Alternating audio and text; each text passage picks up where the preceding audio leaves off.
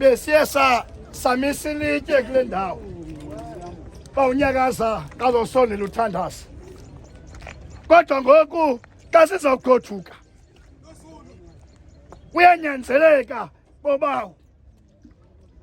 akakuba siphinde sinyathele etyeni ikwazi into yoba siqhube namanxeba fandile xa uzawuthandaza bendike ndathi igqirha elingawukhalanga umhlola alichazi kaligoduka ngoba ayikho le nto belizoyenza apha kodwa igqirha elikugangulayo lagqiba liyema enkundleni kuphuma ibhotile yekhaya kuthi egoduka gqirha umsebenzi ubuzowenza ugqibile thandaza mfondini thandaza mfondini